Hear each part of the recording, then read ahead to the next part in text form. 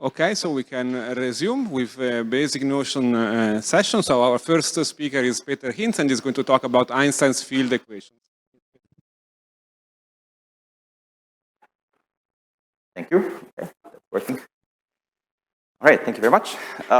Right, so Einstein's field equations. Before I can actually state the equations, which I will actually not really end up doing anyway, I have to give you a quick primer on Lorentzian geometry and sort of the geometric background on, before I can even state these equations. So Lorentzian geometry concerns geometry on space-time, and so space-time is a four-dimensional manifold, M, equipped with the Lorentzian metric G of signature 3,1. So let me just explain that in an example, the simplest example being Minkowski space, which is also the space-time, the sort of geometric setting of special relativity, probably many of you have seen with cars and barns and rods and so on. In that case, the manifold is just R4 with coordinates t, x, y, and z, and the metric is as written minus dt squared plus dx squared plus dy squared plus dz squared. If you're more comfortable with linear algebra, you can also think of Minkowski space as the vector space R4 equipped with an indefinite quadratic form of this particular signature, 3,1. And so a natural geometric object associated with such a quadratic form is the light cone. And so that's what I'm drawing here in this figure.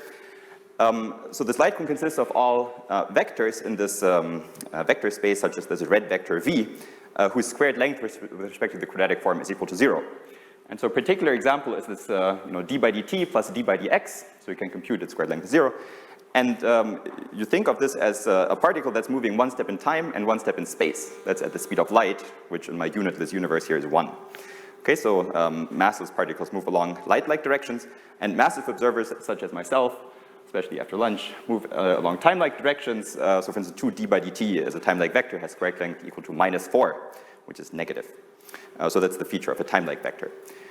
And in general, a Lorentzian metric on a manifold M is just a collection of such quadratic forms on each tangent space, which depends smoothly on the base point that I call z here.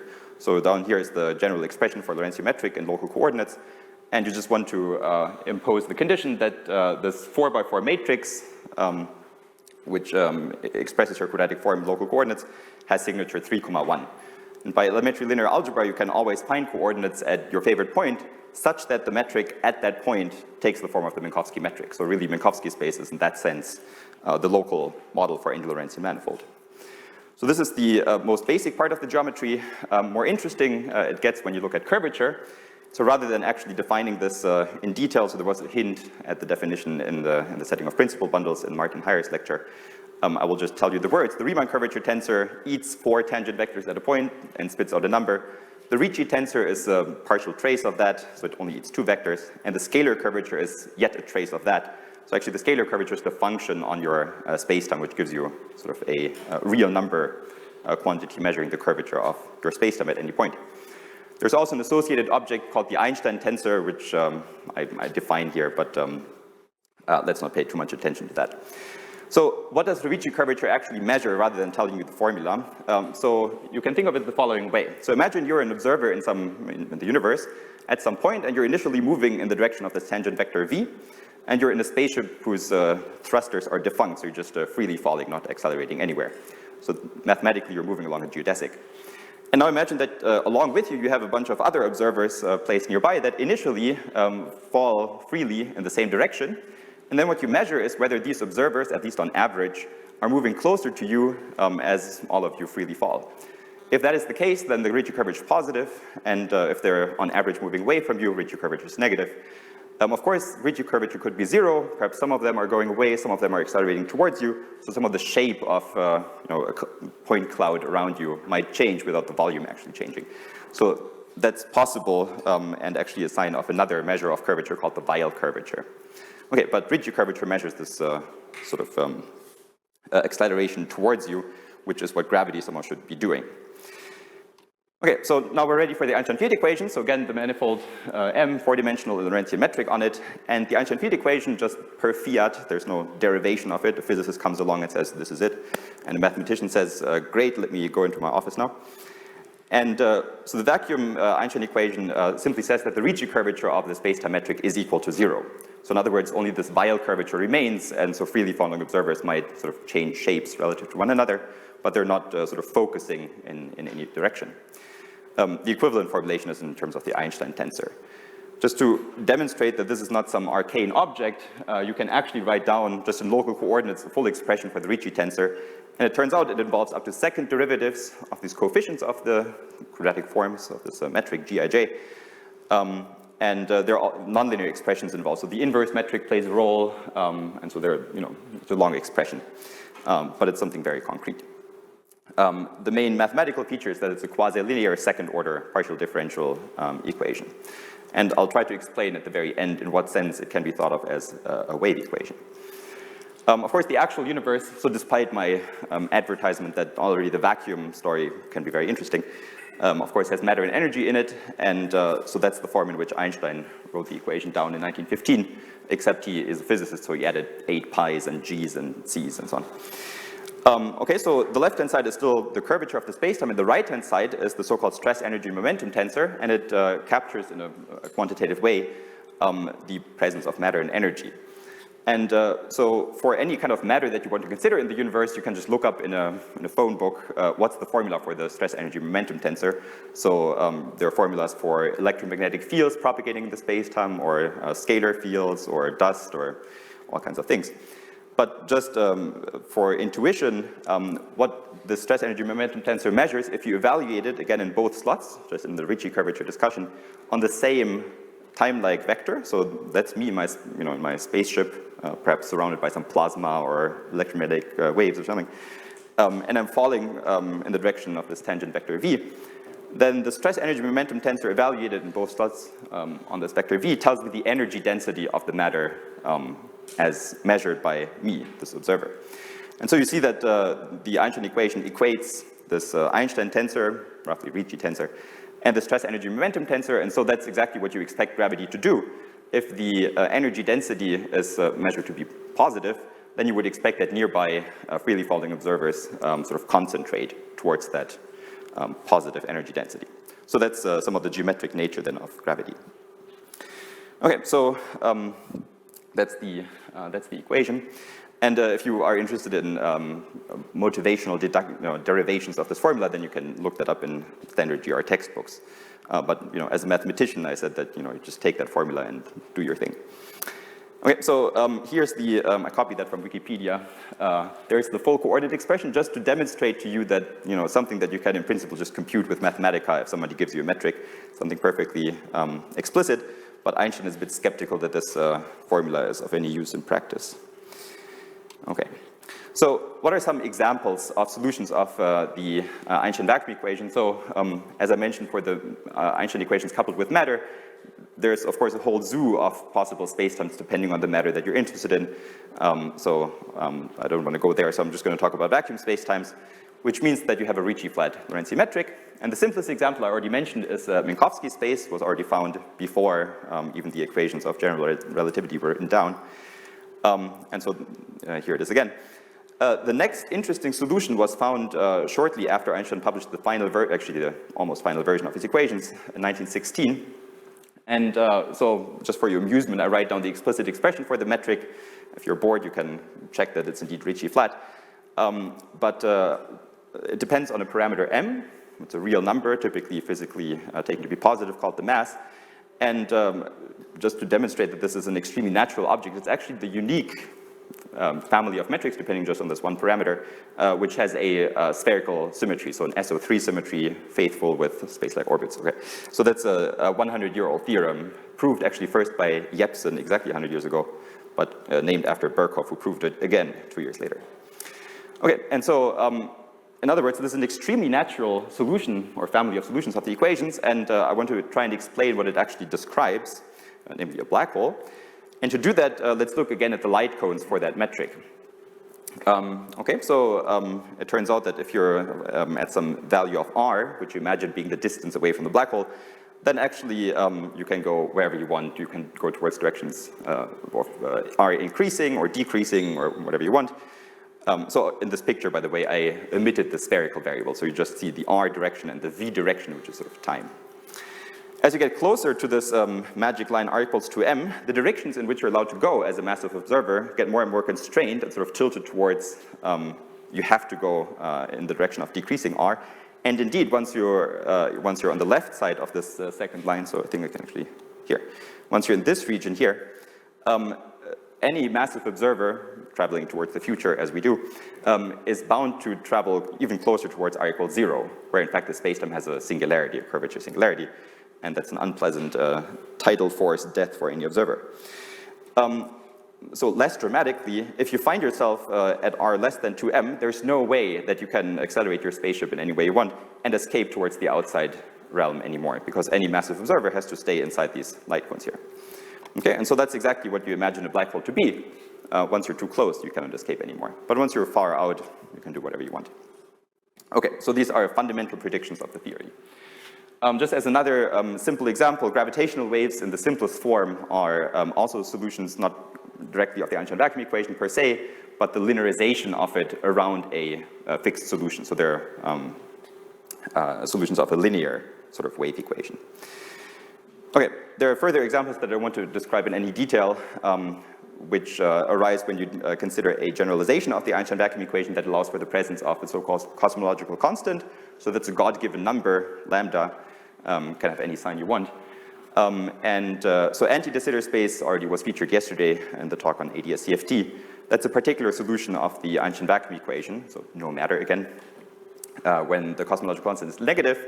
And de Sitter space is a solution where it's positive, and according to the Nobel Prize Committee from 2011, I believe, indeed lambda is slightly positive due to work by Perlmutter and Rees and so on. Okay, so in the last 3 minutes, I want to try and explain a little bit of a connection of this equation to mathematical analysis, namely the sense in which this Einstein vacuum equation can be thought of as a wave equation.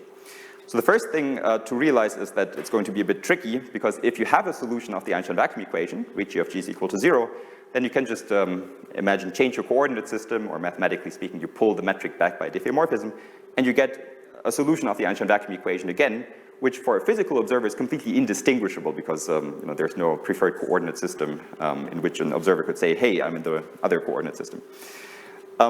Okay, so mathematically that causes issues, because you might have a perfectly well-behaved solution, you pull it back by some horrible change of coordinates, and then it looks all horrible, but it's actually a perfectly well-behaved solution. So you somehow have to do an extra step called gauge fixing, also made a brief appearance this morning. And one particularly simple way is the following. So you imagine your space-time manifold is already fixed, forget about the metric for a second, and you fix a coordinate system, a local coordinate system on this manifold. Now you remember the metric again, and what you want the metric to satisfy is a set of 4 extra conditions. So in order to eliminate the possibility of changing the 4 coordinates in some way.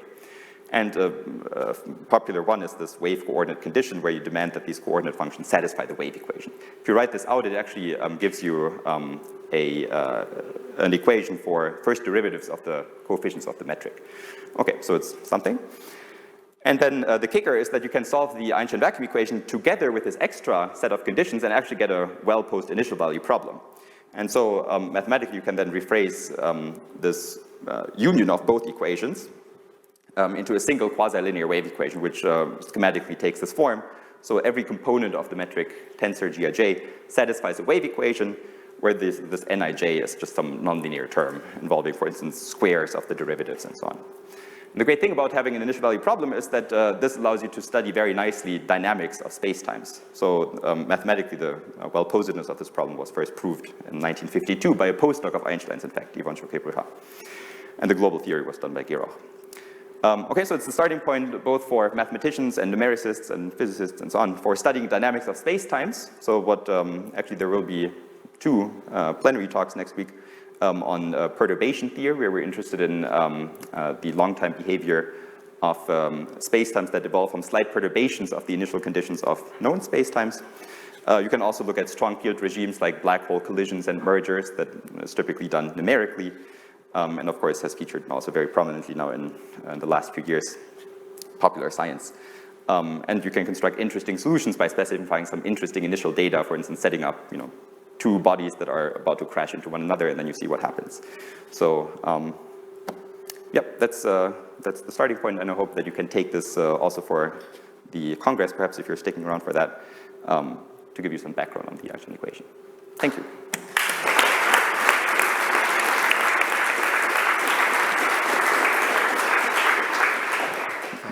time for questions. Sorry. I think that we move the question to a coffee break. Yep. Okay, so thank you very much, Peter. We can switch to the next talk. So how do I don't want to do something wrong. Okay. Good, so we are fine? Okay, so should I turn off the sound? Should I mute here? Can you hear us, Niklas? But we cannot hear you.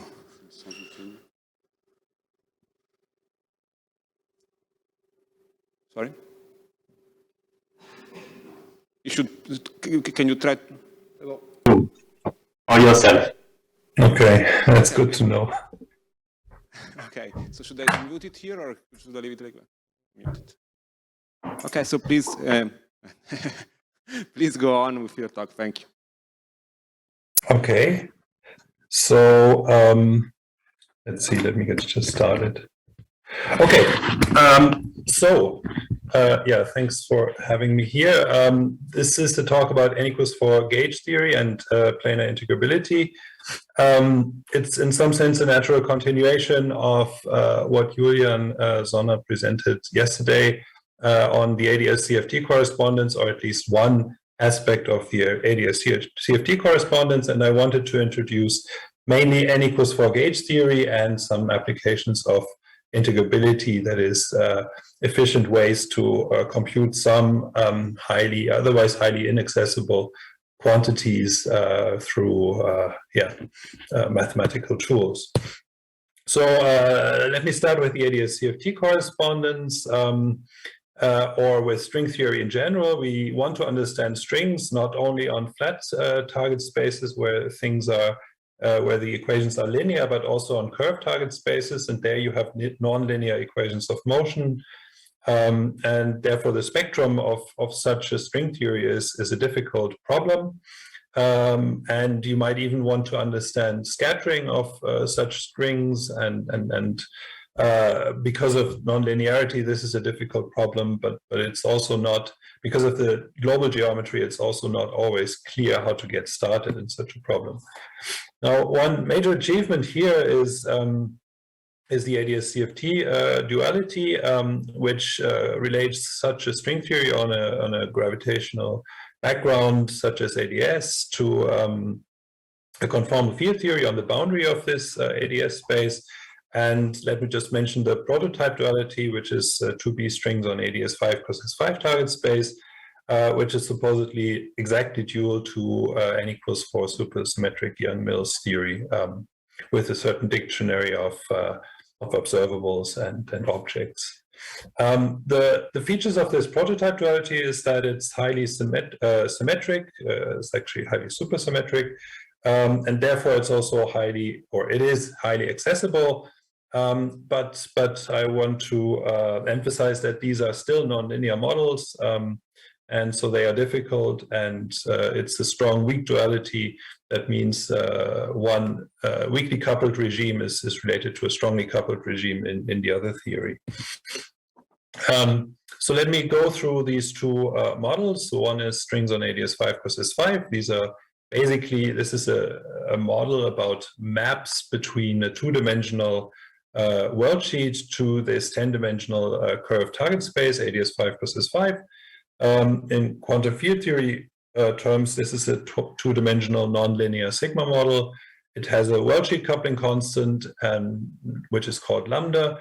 And there's also a string coupling, which governs the splitting and joining of strings, which we don't really go into in this talk.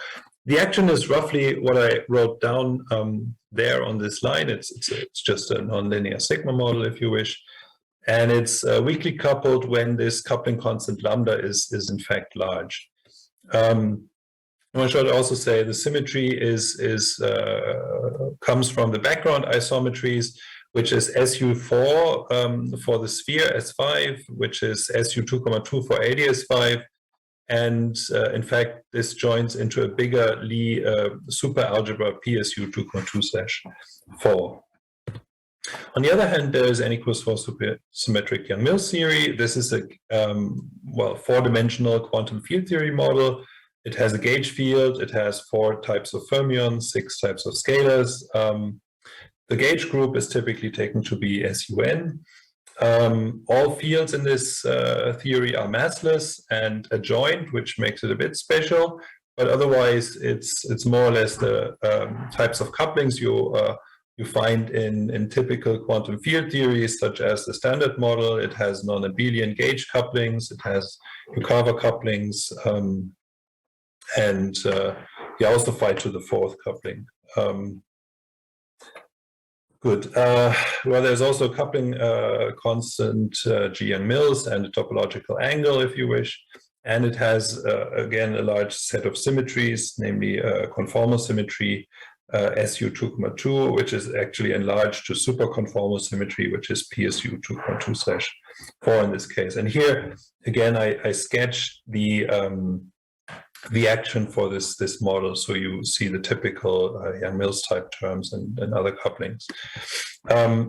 Okay, now supersymmetry helps you a bit. It protects some quantities. For example, you don't have the usual coupling, running coupling constant, so the beta function is exactly 0, but that doesn't mean the model is trivial. It's far from trivial, which you can see in ordinary Feynman diagrams when the theory is weakly coupled at small Young-Mills coupling, G Young-Mills, where you would compute any correlation function or scattering amplitude through Feynman diagrams, and this is hard. Even the one Feynman diagram that I drew there is already quite complicated to compute, especially if you have all the competing perturbative diagrams or combinatorics. Now, in this ADS-CFT correspondence, the planar limit plays an important role. This is the limit of a large rank gauge group. So the SUNC, the N goes large, while the G Young-Mills coupling constant goes to 0. But in such a way that the ETH coupling G Young-Mills squared times N remains finite. And this combination is called lambda, and it's the same lambda as you had in string theory. In this particular limit, only those Feynman graphs survives, which you can draw on a plane without crossings. And that actually means a drastic combinatorial simplification. Not so much at low loop orders, but if you go to high loop orders, you have many internal lines. There are many possibilities for having them cross. So it's actually a very large simplification. And this 2-dimensional surface on which you draw the Feynman diagrams can then be interpreted as this worldsheet of a string. So, for example, here I've drawn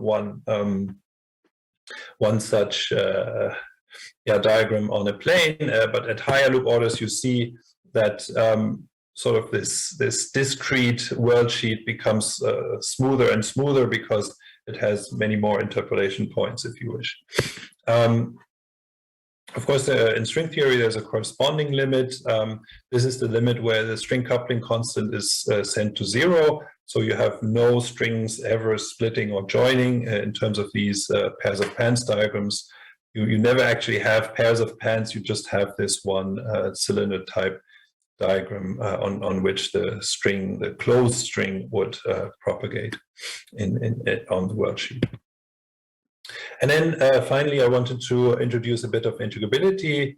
So normally you would approach gauge theory through Feynman diagrams, which is actually enormously difficult if you go to higher loops, but also if you go to many external legs, just because of the combinatorics and the things you need to compute. But it appears that this planar limit of n equals 4 gauge theory is integrable, and so is the ADS-CFT dual string theory. Integrability vastly simplifies many calculations if you know how. The spectrum, for example, the spectrum of local operators is now largely understood through integrability, and one can compute other observables even sometimes at finite coupling lambda. For example, there is a simple integral equation for a key quantity in this gauge theory, which is known as the cusp dimension. Let's see if I have enough time to mention this. So what does one do in such a CFT or QFT? One typically considers correlation functions, and the objects here are local operators. These are some combinations of the fields that you put all at one single point in space-time, but you can combine the various fields in very different combinations, and each of these correspond or gives you one local operator. And in a CFT, you would be interested in computing correlators of these local operators. For example, such a two-point function in a CFT has this very characteristic form of the distance of the two insertion points raised to some power. And this power is a characteristic quantity corresponding to a local operator. And a bit of ADS-CFT correspondence, I could also say that these local operators correspond to string states. And roughly speaking, these dimensions would correspond to the masses of or the energies of these string configurations. So let me try to, in the last 5 minutes, introduce this one application of integrability. For the spectrum, there are the so-called asymptotic beta equations that you can use to describe the spectrum of these scaling dimensions that you have here. And so for each local operator, you can set up some set of so-called beta equations, which roughly take this form. And these are almost algebraic equations in the PKs, and there's one equation for each PK, so the solution set is typically discrete.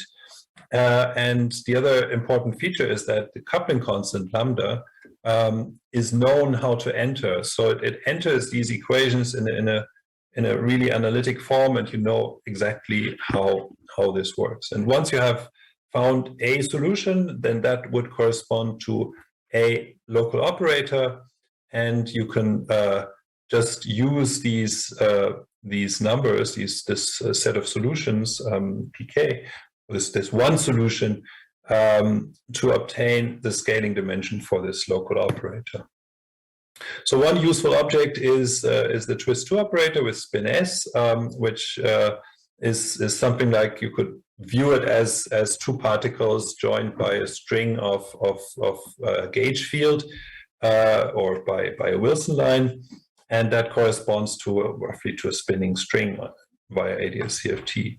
And well, these two field operators sort of these twist2 operators are used or investigated for a long time in QFT. For example, in QCD, they are responsible for scalar violations in deep inelastic scattering.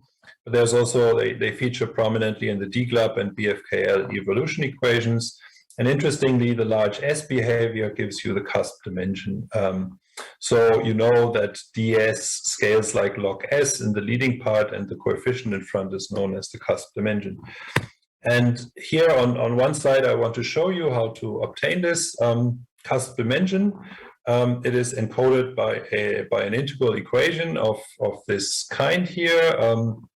So you want to solve for this function. K is some kernel that you need to know, and yeah, there's some other kernel. Yeah, this is the integral equation, how it's set up. And yeah, this function K is expressed through Bessel functions, Bessel 0 and 1, and also some convolution of Bessel functions.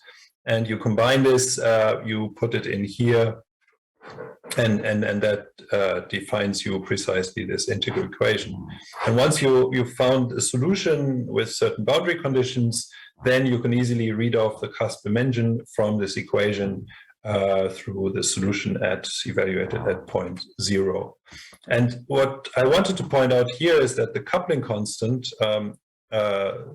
lambda appears in just these two quite innocent places here, and so it allows you to obtain this quantity both at weak coupling and at strong coupling, but also at finite coupling, and so you can have an interpolation between the weakly coupled regimes in string theory and in gauge theory. This would be the weak coupling expansion. This is the strong coupling expansion. This is the strong coupling expansion here. And you don't quite see how this matches, but you can even solve the integral equation numerically, and then you see that here's the perturbative regime on one side, the perturbative regime on the other side, and the smooth interpolation. And I think I'm running out of time. There are many other things one could say about this theory, but let me just end with this slide. Thank you.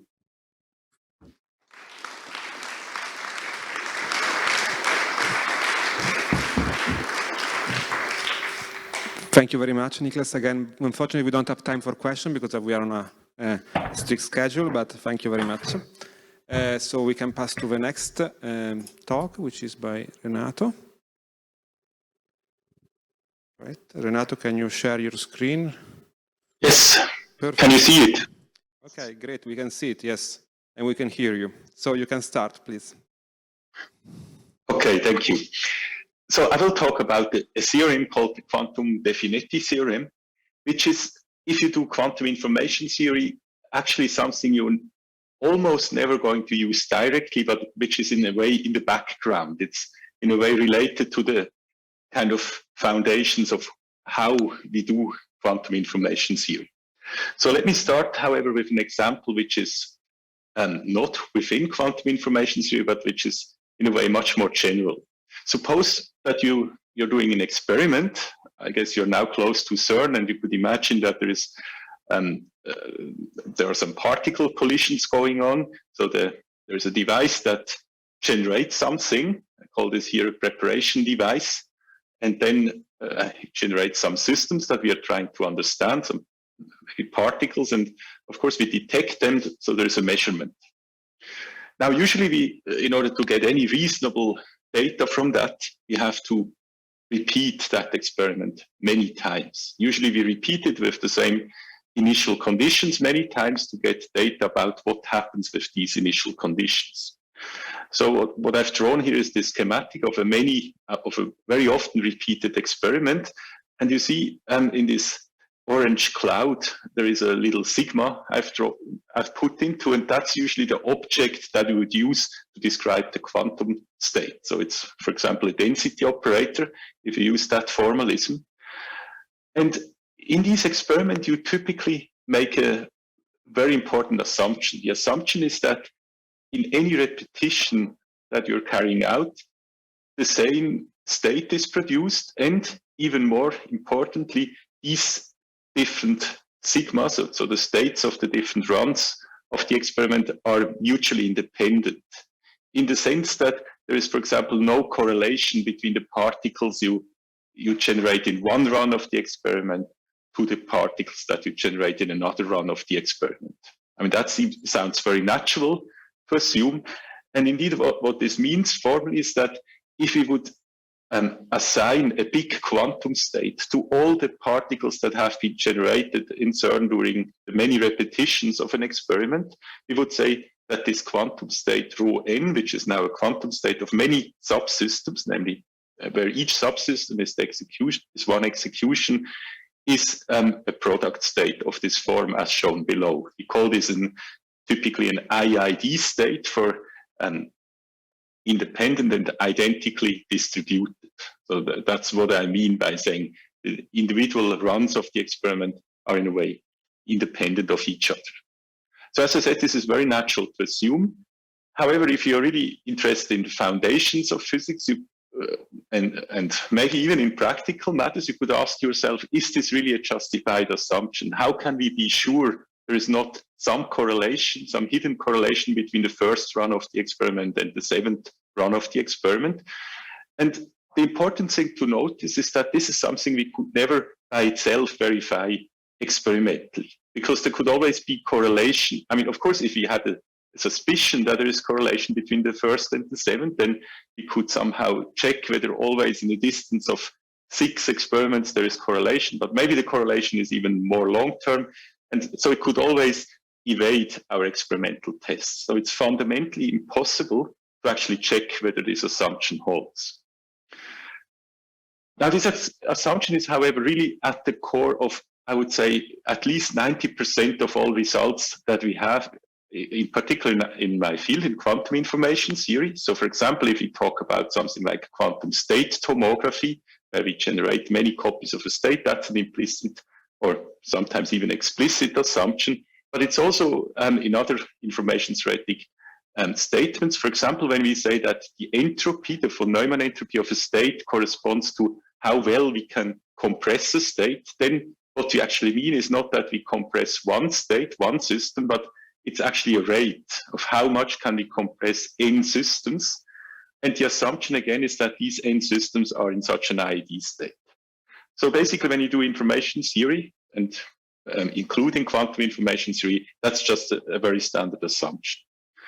Now, this Finetti theorem that I'm now presenting you is in a way a justification of exactly this assumption. So in this sense, it's really at the basis of it. It has one other interesting feature, just as an aside. It's actually one of the theorems which is really only true for finite dimensional Hilbert spaces. So my non-quantum information theorist colleagues in mathematical physics sometimes say that quantum information is in a way trivial because you're dealing with finite dimensional Hilbert spaces. So this is really true here. So this is about finite dimensions. I hope you still find it interesting in a way. So it's truly finite dimensional. There's no infinite dimensional generalization of this theorem that I'm aware of that still makes sense.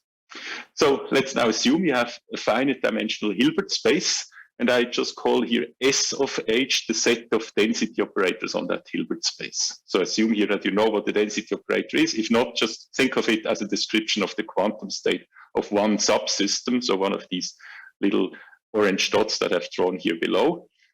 And now I will need 2 definitions. The first definition is, like the other, a quite simple one.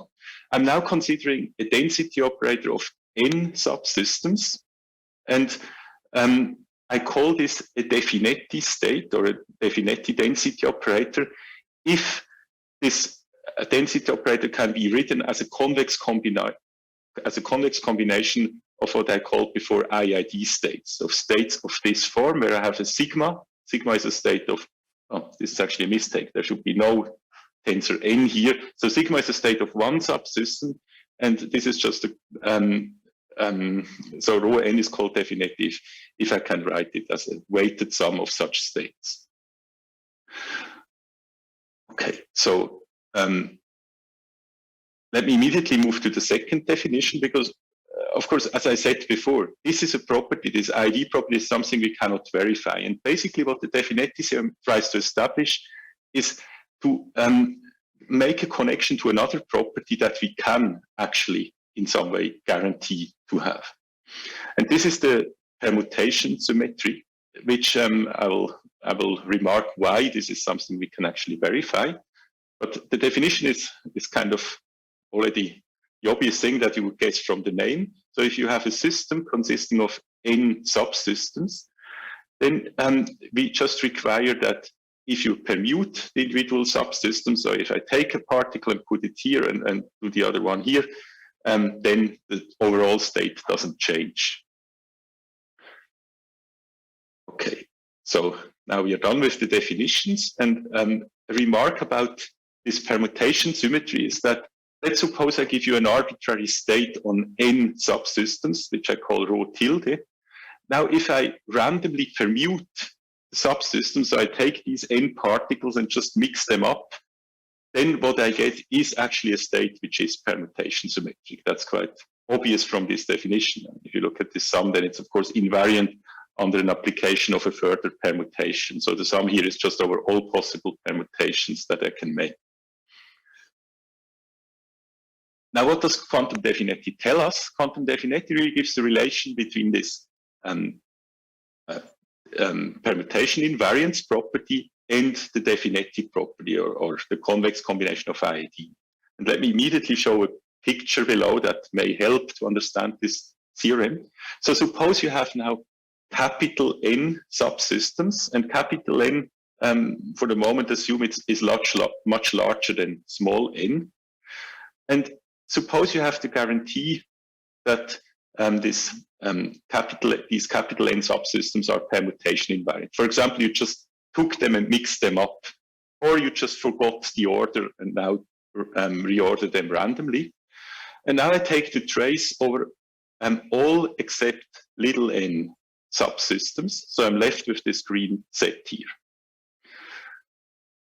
Then the statement is that there exists a Finetti state, rho n bar, which is very close to this traced out green state. So in other words, the statement is that this green subset of systems is very close to a convex combination of IID states. And very close is true in the limit where this capital N is, as I said before, much larger than n. You see here the dimension appearing. This is why there is no infinite dimensional version of this theorem that can immediately be stated. And there are also counterexamples, so it's not just a failure of the proof techniques here. Okay, so what does it mean for our original kind of motivating example? So if we now want to argue that when we do data analysis at CERN, we can really just assume without loss of generality that the systems, that the things we generate have this IID structure, that they are all independent of each other, then the only thing we have to assume is that there is a larger state which is permutation symmetric. But what does this mean? This means basically that we could have executed the experiment arbitrarily more often, which is very natural to assume that the samples we see are just randomly selected from these many additional executions.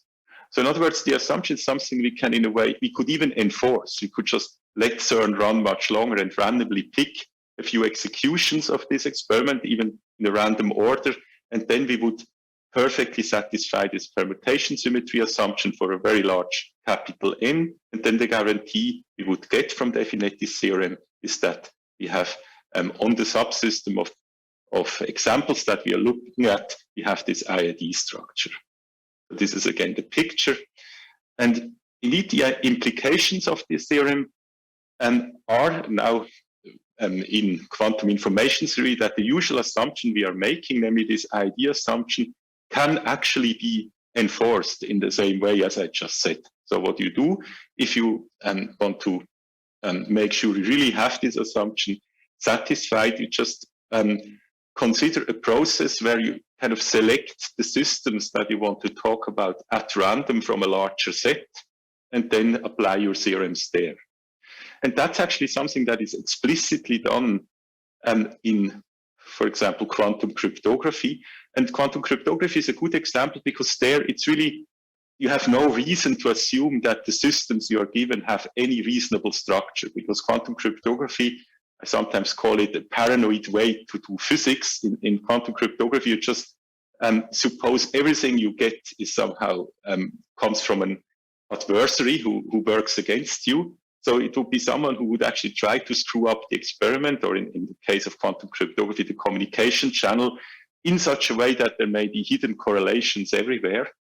And now the Finetti theorem tells you that doesn't actually hurt you too much. Just pick a small subset, and then you still have the structure. And of course, you can now pick any subset and do repeatedly your analysis. And on each of the subsets, you can use your usual information theoretic techniques. Finally, a remark about another implication. So what the theorem also tells you is that if you have a big subset of systems which are arbitrarily correlated, and you pick out a small set of subsystems, this green set, then you will not have entanglement between the subsystems in this small set. That just comes from the fact that these IID states are manifestly not entangled, and the same is still true if you take a convex combination of non-entangled states, they're still not entangled. So in other words, it's not possible to entangle many subsystems which are finite dimensional in such a way that if you pick a subset, they're still entangled. Okay, that's already basically all I wanted to tell you. So the idea was really to kind of give you a theorem that somewhat lies at the foundations of information theory, but that you normally don't see because you usually start just with this I-ID assumption. But now you kind of know where it comes from, and the quantum Finetti theorem really gives you a very strong justification for this assumption. Okay, thanks a lot for your attention.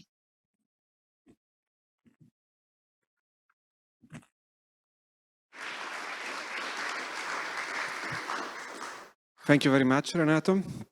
So we can pass to the last talk, Vincent. Can you share your screen? Perfect. We don't see Vincent. Is it possible to see him also? Can you hear me at least yes. already? Okay, please go ahead. Okay, bonjour à tous.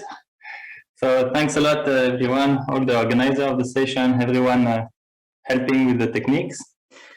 And thanks also all the speakers of these two sessions, like for this beautiful panoramas of basic notions. So as a basic notion, I will present the phase transition of Bernoulli percolation. So I will discuss a fundamental theorem of Kesten from the 80s, and I will revisit it in the light of recent progress in the field.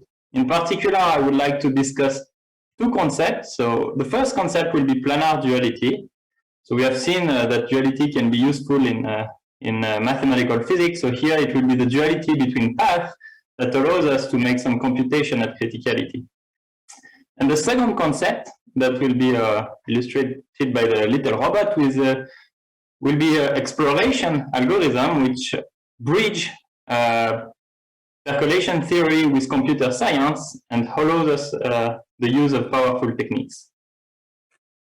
So here I will take very simple model of percolation, which is so originally introduced as a model for porosity or for forest fires, so propagation of a fluid in a random medium.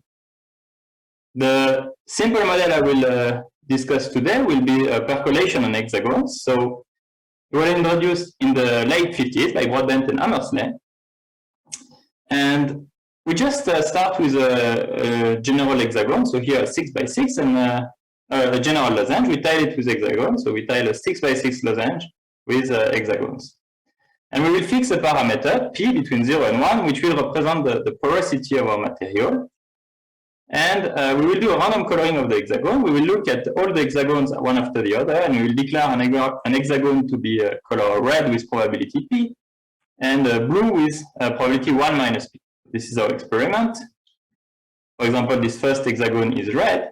And then we repeat the experiment independently for all the hexagons. So here we have a very simple experiment, and we have an IID sequence. So I guess we don't need to go to CERN for a simple experiment. So here it's just a coin flip.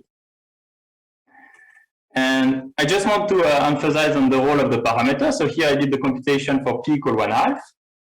When P is small, of course, you have less red hexagon. When P is large, you have more red hexagons. P equals 0 corresponds to the trivial case, everything is blue. P equal 1, everything is red. And we're interested in propagation of a fluid in this medium. So in particular, what will play an important role will be the notion of red path, which is just a path made of red hexagons. So we can think of this as a porous stone, this large lozenge. So the color is a bit unfortunate, but you should think of the red hexagon as holes. And the idea is that like water can flow through this red hexagon. And the question is, what kind of a region will be invaded by water? In particular, a natural question would be whether water can traverse from top to bottom, which translates into this question: is there a red path in this random coloring from top to bottom in a large lozenge? So here I took a slightly larger lozenge. And we look at, of course, the answer depends on P. When P is equal to 0, there is no red path, everything is blue. When P equal 1, everything is red, like there is no stone at all. Of course, there is a red path. And what happened in between? So when P equals 0.1, as you can see, there are not enough holes, not enough red hexagons, so there is no red path. As P increases, Here we see it's no red path either. The p equals 0.4, it starts to be a bit less clear. So what I will do is that I will change a little bit the picture and I will draw only the hexagon that can be reached from the top. So here I erase all the picture except the hexagon that can be reached from the top. And you see that p equals 0.4, still the water gets stuck a bit at the top. P increases. And then we arrive at p equals 0.5 and we see this. Now it starts to cross, but you see it's quite fragile. Like for example, here, I don't know if you see the mouth, but here you see that if few hexagons were turned from red to blue, the connection would be broken. And then as soon as p is larger than 1/2, then the answer is yes, there exists a red path from top to bottom. And the answer is more and more true as p increases until it reaches 1. So what we observe on simulations is that we have a phase transition at p equal 1/2. When p is smaller than 1/2 and we take a large lozenge, basically there will never be a path from top to bottom. When p is strictly larger than 1/2, there will always be a path from top to bottom. And when p equal 1/2, the answer is not clear, and we see nice fractal structures appearing. So this phase transition was established rigorously in the fundamental result of Kesten in the 80s, and he proved the following asymptotic result. So if you fix a parameter p, and if you look at the probability to cross a lozenge from top to bottom, as n goes to infinity, this probability goes to 0 if the parameter is strictly smaller than 1/2. It goes to 1 if the probability is strictly larger than 1/2. And when p is equal to exactly 1/2, actually it will cross all the time with probability 1/2. So half of the time it will cross, half of the time it will not cross. So the goal of today is to kind of explain the kind of arguments we can use to establish these results. And another way to look at this theorem is to look at the crossing function. So this time you should just think of a n large, so you can think of the one from the simulation. And we will look at the probability to cross from top to bottom as a function of p. So what we know is obvious at the beginning is that when p equals 0, the probability to cross from top to bottom is 0. So we know this function is 0. When p equals 1, the probability is equal to 1. What we would like to establish, and what was the statement of Kesten, is that when p is equal to 1/2, this function is exactly equal to 1/2. And then we would like to show that if you take p smaller than 1/2, the function is small, close to 0, and when p is larger than 1/2, it goes directly to close to 1. So we want to show that there is some kind of a step function. Yeah, this for n larger, fn looks like a step function. So that's one way to achieve that. Will be to show that at 1/2 we have a large derivative. So that's our goal, and I will try to give the ideas behind these two things. The first fact is that at 1/2 the probability cross is 1/2, and the second goal, why at 1/2 the derivative is large. So let's start with the first goal. So at 1/2 the probability to cross from top to bottom is 1/2. This is well explained by planar duality. So here we have a theorem, which is the following, which says that whatever the coloring, either there is a red path from top to bottom, or there is a blue path from left to right. The fact that you cannot have both is quite obvious, because this would force an hexagon in the middle where the two paths intersect to be both blue and red. And what I would like to emphasize is how you prove that at least one of them exists. Like either you have a red path or a blue path. And here there is a nice argument that can be used using it's the first use of our little robot. So you take your lozenge, you color it like you put some boundary condition, blue at the left and right, red at the top and bottom, and you will start a robot at the top right side. And the idea is that it has the rule that it must move only with red on his right and blue on his left. It will enter the coloring through this point, and it will have to exit, and it has only two possibilities to exit, A and B. So now let's see what happens. So when we have a coloring, the robot travels through the coloring. And in the first case, when it exits in A, since it must have a blue on his left, it discovers a blue left-right path on his left. On the other hand, if the robot ends up at B, then we can use that on its right, it must have explored only red hexagons, and therefore there is a red top-down path.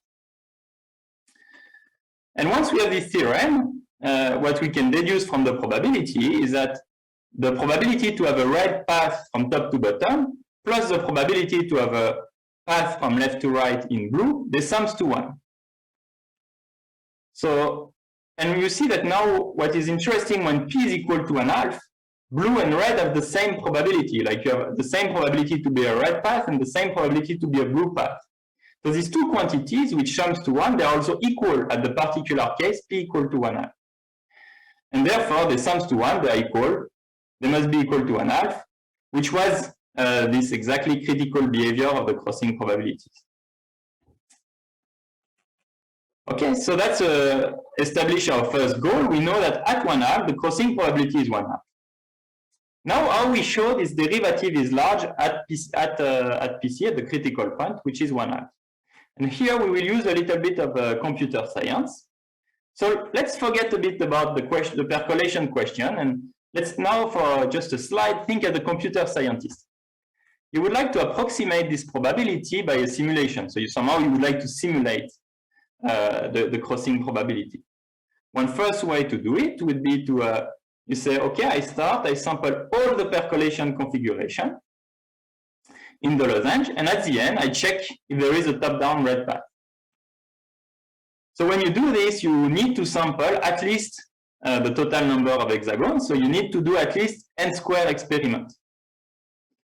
And then when you think a bit, and then at some point, like you want to say, you say, oh, maybe I sample too much information. I don't need to know all the colors to know if there is a top-down red path.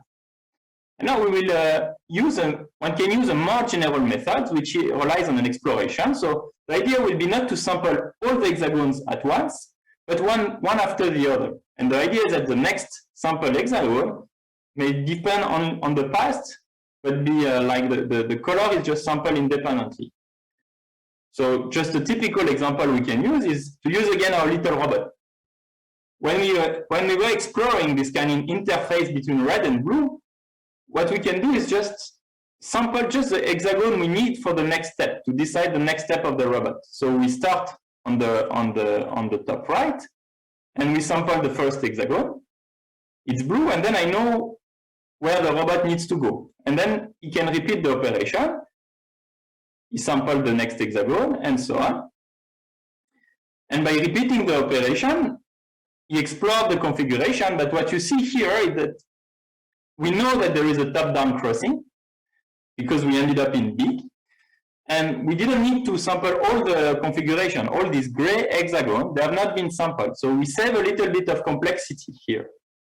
And if we just apply the little robot algorithm at p equal 1/2, we just explore the interface. So the number of explored hexagons, well, by applying this algorithm, is roughly the size of an interface. And it's a well-known result that an interface actually at 1/2 use a polynomially smaller number of hexagons than the n². So the size of an interface is smaller than n to the 2 minus t, where c is a positive constant independent of n. Why is it interesting for our goal? Because there are like a bunch of inequalities that were introduced originally to understand complexity in computer science, but they appear to be very useful to study derivative. And if we apply a theorem of O'Donnell, Sachs, Schramm, and Cervedo from 2005 to this crossing probability, in this particular case, we obtain the following inequalities: that the derivative of Fn at 1/2 is larger than the number of hexagons divided by the average number of explored hexagons. In our case, the number of hexagons is just of order n², and the little robot algorithm that we defined, it has a number of explored hexagons which is in average much smaller than this n². So when we plug these two identity in the inequality, we get that the derivative at 1/2 is of order n to the c, so it must be very large. So here we obtain our second goal, which was to prove that at 1/2 the derivative of Fn is very large. and goes to infinity. And actually, once you have understood this, it's not very difficult to prove that the probability really have this step function. So I would like now to conclude. So briefly, we have seen two important concepts. So the first concept was planar duality, which leads to exact computation of critical quantities in dimension 2. So for example, it allows one to compute PC, which is equal to 1/2, and it allows one to compute crossing probabilities. And another important concept is the fact that if one can obtain efficient algorithm, one can obtain estimates on derivative, and that gives a very robust tools to prove sharpness of phase transition. So here I applied it to percolation, but actually it's a really robust tool that can be used to prove that phase transition is sharp for general statistical physics model. Merci beaucoup pour votre attention. Thank you very much.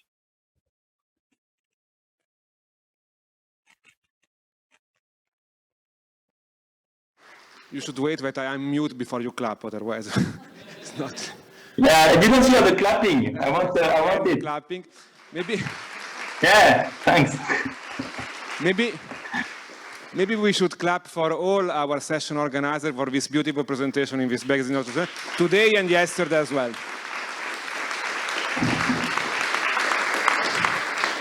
Thank you very much, Vincent. Thank you very much to everybody who contributed to this basic notion. I think it's important for young researchers to have some idea of what's going on also in mathematical physics in fields which are not exactly your field, but at least you see also something different. Okay, thanks.